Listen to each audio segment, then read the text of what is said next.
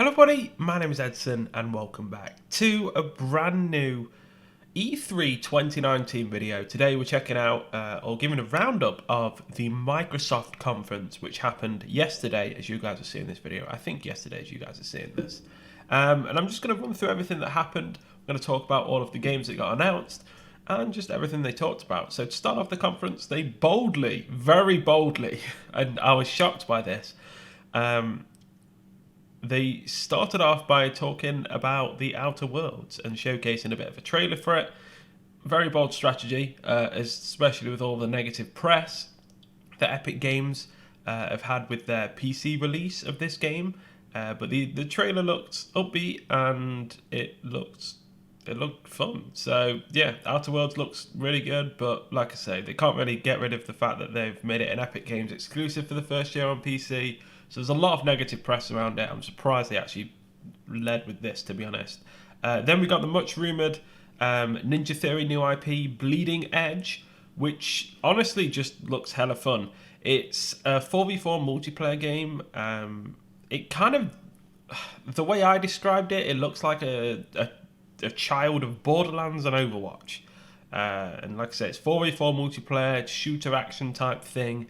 It looks hella fun. Following that, we got Ori and the Will of the Wisps, which we seem to have seen every year for the past 50 years at E3. We got more gameplay and another trailer, and it got delayed again. It's now coming out instead of 2019, it's coming out in 2020. So probably get delayed again and come out 2021. Who knows? I'm not sure what's happening with this. It looks awesome. The first game was great. They just need to release it. I really want it, you know?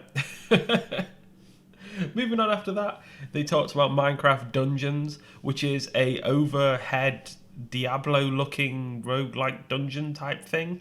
Looks pretty cool, to be honest. Minecraft using their IP to give like a... It's sort of like they're using it kind of like Lego in that sense. They're giving the IP to people to create other stuff with, which is pretty cool. And yeah, a lot of people got excited about this, and the trailer looks pretty damn good. Then you had after that Star Wars Jedi Fallen Order, an actual gameplay trailer. So we got the gameplay 15-minute segment at the EA press conference / presentation / briefer thing, and then we got an actual gameplay trailer which they were graciously, I don't know. They gave that to Microsoft to show anyway. So you actually got a gameplay trailer now, which is pretty cool. And then we got the first of many world premieres. We got Blair Witch. This looks like, again, another child type thing. It looks like a mixture between Alan Wake and Outlast 2. It looks good. I can't really say much until we see like proper gameplay of it, but it looks good. Then you had Battletoads gameplay, which got obviously shown last year as a teaser. We actually got some gameplay of it. Following that, you had just a mass amount of indie games. They said at the start of the conference, they were like, we're showing 60 games. 25, 30 of them are going to be in this 2-minute montage of indie games. They showed loads of indie games, and some obviously coming to the Xbox Game Pass, some just not, and other stuff. And yeah, indie games. Then they moved on to the Xbox Game Pass and started talking about that. So they got some awesome news for this. So the Xbox Game Pass is starting on PC beta today. So you're going to have the Xbox Game Pass console, you're going to have the Xbox Game Pass PC. And when it launches, the Xbox Game Pass, I think it will have with the beta today the Halo Master Chief Collection. But if not, it definitely comes when it launches properly. And then they announced on top of this the Xbox Game Pass Ultimate, which is essentially combining the two. You have the Xbox Game Pass on the console, you have the Xbox Game Pass on the PC, and you have the Xbox Live subscription built into that as well, of course. That is going to be $14.99, I think it was, and it was $9.99 just for the normal Game Pass, which is pretty cool, to be honest. So it's, as much as people don't really like to talk about it and explain it, it is the future of gaming, and it will be where we move to in years to come. So you just got to start embracing it now, to be honest. Following that, you got the world premiere of Microsoft Flight Simulator. So all those Flight Simulator fans out there, you've got a new game to just be hyped about. Then you had the Age of Empires Definitive Edition trailer. So the remake, the 4K remastered remake of Age of Empires 2, I think it is. Then following that, you had the much rumoured Double Fine Productions studio acquisition. So Microsoft were teasing that they had acquired another big studio and they were going to announce it during E3. You can argue it's not the biggest studio, but Double Fine, they have created some big games over the years, like Psychonauts, and they announced Psychonauts 2, which we knew was going to be announced, and they just gave us a trailer for that. So that was pretty cool. So all those Psychonauts fans, you've got a new trailer for the second one. Following that, we moved on to the world premiere of Lego Star Wars, the Skywalker Saga. Now, you might think we've had Lego Star Wars games before, but this is an all-new game, all 9 films in one game, called Lego Star Wars, the Skywalker Saga. This is too difficult for me to say. Then you had some Dragon Ball Z goodness, which came with Dragon Ball Z Kakarot, which comes out in early 20. And then, honestly, one of my biggest surprises of the event was 12 Minutes. And I highly recommend everyone goes and checks out this trailer. So 12 Minutes is an interactive thriller, and it's sort of like over-the-top looking. You'll see if you watch the trailer. It's only a 2-minute trailer. Definitely go and watch it. About a man stuck in a time loop. And it looks really unique and really cool. And honestly, one of the games that I was surprised about. It was completely out of left field, and yeah, it looks awesome to me. So definitely go and check that out. Then you had Gears of War 5. I think they're just calling it Gears 5, which has got the release date of September 10th. They had a bit of a big segment on this. They didn't really give us any new gameplay, but they gave us some more trailers, which is cool.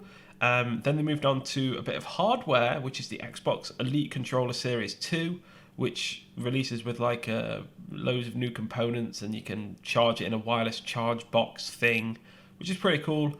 Dying Light 2 was following that, which comes out in spring 2020. Then you had Forza Horizon 4 coming on screen, and you're like, Forza Horizon 4, what? And it's Lego. So Lego Forza Horizon 4 is coming out, teaming up Lego and Forza, pretty cool thing. Following that, you had the Gears Pop mobile game, which honestly looks but if you're into that, that's your thing. Then following that, we had State of Decay 2, Heartland, and Phantasy Star Online 2, which honestly, that was a big announcement for people. Then they moved on to the Xbox plus Smilegate partnership, which they announced with Crossfire X, which is going to be a console. It's going to come to Xbox first, but it doesn't say that it's an exclusive. But Crossfire X, new game by Smilegate, and they're partnered with Xbox. That was a world premiere. Then you had another world premiere of Tales of Arise, which comes out in 2020. Then focusing on, after that, they talked about Borderlands and the franchise that was going to be on Xbox Game Pass. They showed us a Borderlands 3 trailer, which looks amazing. Following that, you had George R.R. Martin's game, one that is co-written, which is from the same developers by Sekiro. Is it Sekiro? Is it called the game that's recently come out? And it's called Elden Ring. So we only just got a teaser trailer for this, so we've got to wait a while, probably next year, before we even see any gameplay. But hype around that because George R.R. Martin. And then the news that everyone was waiting for, which was the xCloud. No, it wasn't the xCloud. They focused on the xCloud. They talked about the xCloud and stuff like that, and they said it was all going to be cool. Nobody cares. They talked about Project Scarlett, which is still the code name that they're giving it. I don't think it's going to be called Xbox Scarlett or Project Scarlett or anything like that. It's coming out in holiday 2020, so we've got to wait until next year to actually see the console, the new Xbox console. But they gave like a little talk about it, and they acknowledged it, so we've got to wait. I imagine we would have seen the console if Sony came this year, but because Sony didn't, I think Microsoft just we don't need to show it, we could just mention it. So they just mentioned it, and then following that, they give us the thing that everyone was waiting for. And before I mention that, I'm just gonna. I've missed one thing out on purpose. I've saved it till the end. Keanu fucking Reeves was there, and he was there. He himself is in Cyberpunk 27. This was shown just after Blair Witch, and Cyberpunk 27 honestly blew it out the water, and they stole the show, honestly. So Keanu Reeves was on stage. He was there. He was showcasing Cyberpunk 2077, and yeah, it looks fantastic. Cyberpunk 2077, I cannot wait, and it's going to be a good game. Following that, the final thing was Halo Infinite. It's going to launch with Project Scarlett, so I imagine it's going to be August time next year. They're saying holiday. I don't think it's going to be... It could be Christmas, but I imagine they're going to go for the earlier release, sort of like August, September, October, November time. It will release for Christmas, but it will be out a couple of months before, I imagine. So, Halo Infinite, we got a very moving trailer. Honestly, Halo just hits different for me. It was something that I was absolutely excited about when I saw the trailer, and I was very happy about. So Halo Infinite launching with the new Xbox. Obviously, we're going to get more details on that next E3. We would have got more this year, but obviously Sony is not attending, so there was no need for them, and they need to save something for next year, especially if Sony are going to attend and show their console. So that was it. That was the Xbox Microsoft briefer, and it just basically confirms my theory that E3 in 2020 will be the year. Xbox Project Scarlett will get the release date, we'll get the price in. Sony will probably be there, share their console, get the release date, get the price in, and all of that great info.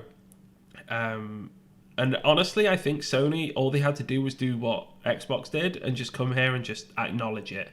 But obviously, if they did come, then Microsoft may have shown their console and one-upped them. So it's just a guessing game, really. They're trying to play one another, and honestly, I think Xbox have won this, to be honest, because they haven't shown the console, they've just mentioned it, and Sony didn't turn up, so they're getting bad rap for that. So we didn't get any footage of the console, sort of expected though, just people talking about it.